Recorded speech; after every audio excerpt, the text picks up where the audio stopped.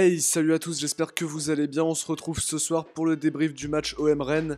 8ème journée de Ligue 1, score final 1 partout, un bon point de prix pour l'OM quand on voit la physionomie du match, contre une équipe de Rennes qui avait des ressources et qui ont même dominé l'OM pendant quasiment une mi-temps entière. L'OM se retrouve au terme de cette 8ème journée, 5ème du championnat, et concède ce soir son 4ème match nul de la saison, mais poursuit sa série d'invincibilité. On va débriefer ce match ensemble, n'oubliez pas le petit pouce bleu si ça vous plaît, n'hésitez pas à vous abonner avec la petite cloche de notif, et aussi n'oubliez pas de nous donner votre top marseillais de la soirée, et votre flop marseillais dans l'espace commentaire. On va commencer ce débrief avec les compositions d'équipe, Villas-Boas en 4-3-3, Mandanda au but, Sakai à droite, Amavi à gauche, la charnière, Lucas Perrin, Douillet Chaetatsar est reconduite, Strootman en 6, Sanson aligné avec Rongier qui fêtait sa première titularisation ce soir. Devant, Germain est aligné en tant qu'ailier gauche, Bounassar à droite, et devant, Benedetto est titularisé lui aussi sans surprise. Du côté de Julien Stéphan et du style rennais, on aligne un 5-3-2, Edouard Mendy au but, Fetou Mawassa à gauche, Amari Traoré à droite, une charnière à 3 composée de Morel, Gélin et Da Silva, un milieu à 3 avec le jeune prodige Eduardo Camavinga de seulement 16 ans, qui avait fait très mal au PSG, on s'en souvient, associé à Jonas Martin et Benjamin Bourigeaud. Devant, Mbanyang est associé à l'ancien joueur du Sporting, Rafinha, que l'OM avait déjà rencontré en Europa League quand il jouait à Guimarães à l'époque. Pour analyser un petit peu ce match, il faut d'abord reconnaître que l'OM met du rythme en début de match, dans les quelques premières minutes. Globalement, c'est des premières mi-temps quand même qui sont jamais trop réussies. Ce soir, Marseille a coulé pendant toute une première mi-temps. Je pense qu'on a tous été agacés quand il y a eu justement la mi-temps. Il se passait pas grand chose, la défense trop sollicitée. Forcément, plus c'est sollicité, au bout d'un moment, ça va finir par rentrer. On attend juste quand. On sait pas si le but est pour Nyang ou s'il est pour Sakai contre son camp. Dans tous les cas, pour ce que ça change, on s'en fout un petit peu. L'OM finit encore une fois mené comme contre Montpellier.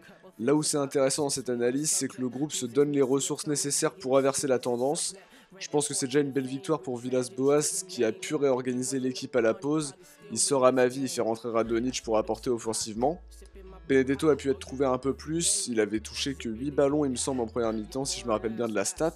Encore une fois, le match aurait pu basculer pour l'OM, mais ça peut aussi basculer pour le Stade Rennais, donc c'est bien quand on ne sait pas gagner de savoir aussi ne pas perdre.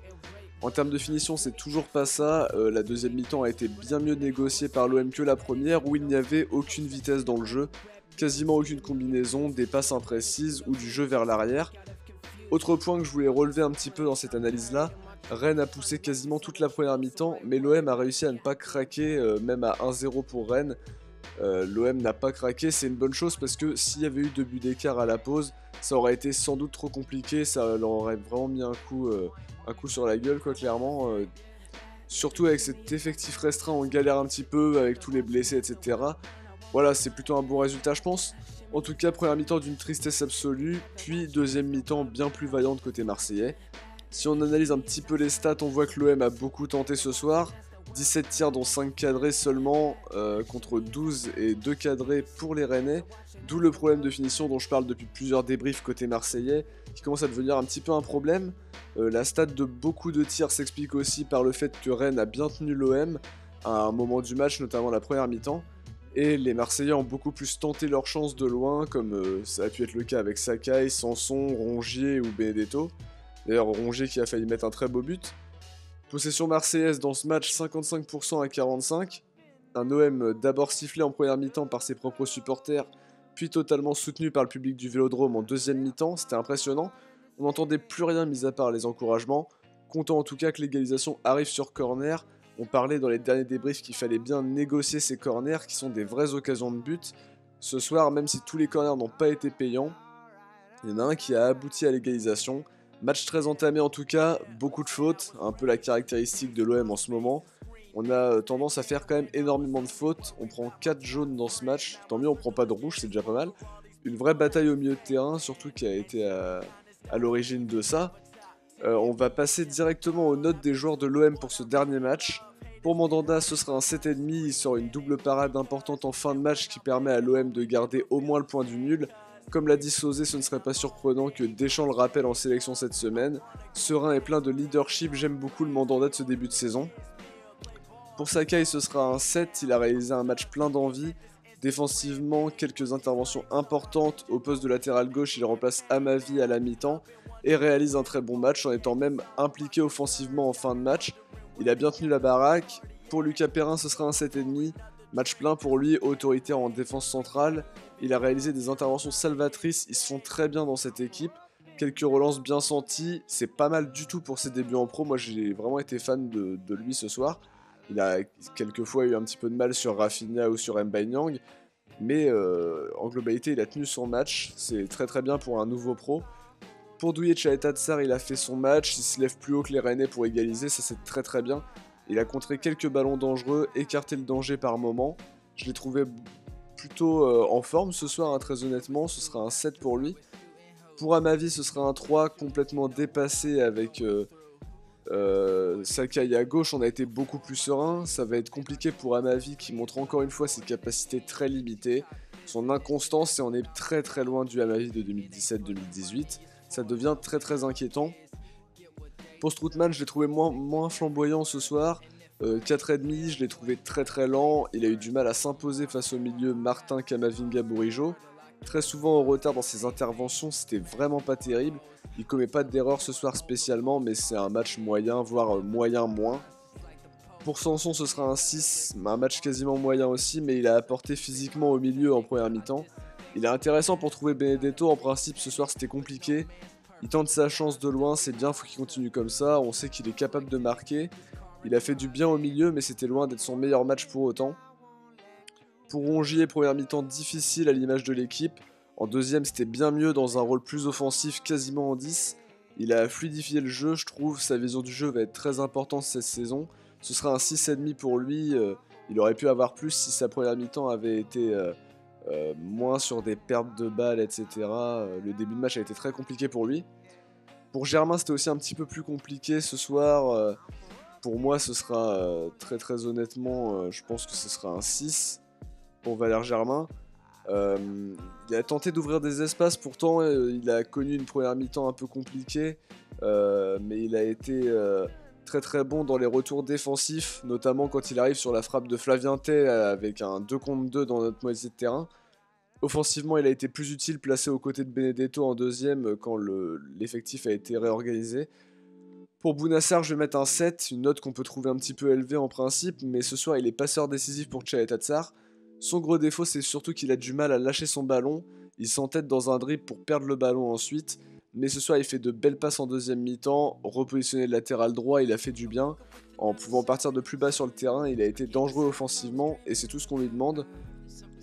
Pour Benedetto, ce sera un 5,5, appel toujours intéressant. Une première mi-temps où il a touché que 8 ballons, très peu trouvé par ses coéquipiers. Il fait une deuxième meilleure mi-temps après la réorganisation de l'équipe. Il a parfois fait les mauvais choix. Il a tiré dans des positions où ça paraissait hautement improbable de marquer, en oubliant par moments ses coéquipiers. C'était très loin d'être son meilleur match, sa finition n'était pas au rendez-vous. Mais dans le jeu, il a tenté d'être présent. Il a fait quelque chose aussi que j'ai trouvé très très bien, c'est quand il a obtenu le corner d'une manière assez rusée, assez habile, en se plaçant dos à la ligne. C'est aussi ce genre de choses qui sont importantes aussi dans le jeu.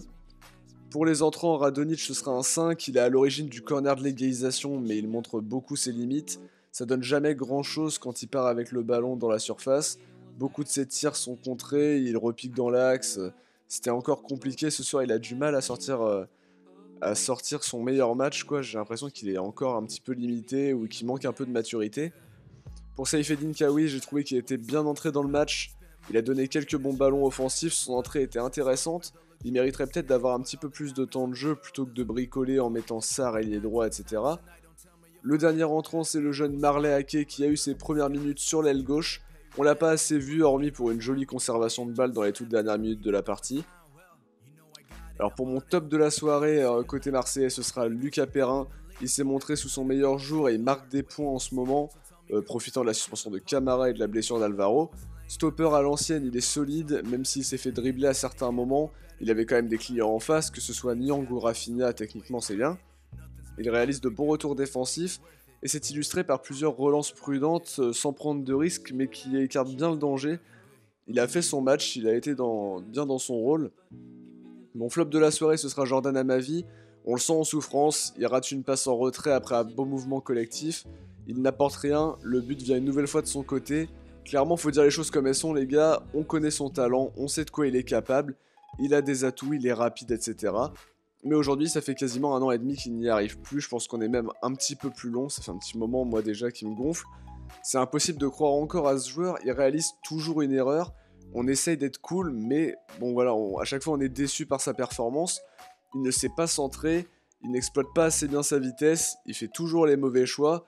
Moi je pense qu'au bout d'un moment, il faut arrêter ça. Quand Sakai latéral droit est meilleur que lui à gauche et qu'il est spécialiste du poste, je trouve ça très très grave. Bon, en tout cas, avant de terminer ce débrief, je vous invite à aller voter pour l'homme du match côté marseillais, qui visiblement ne devrait pas être Jordan à ma vie.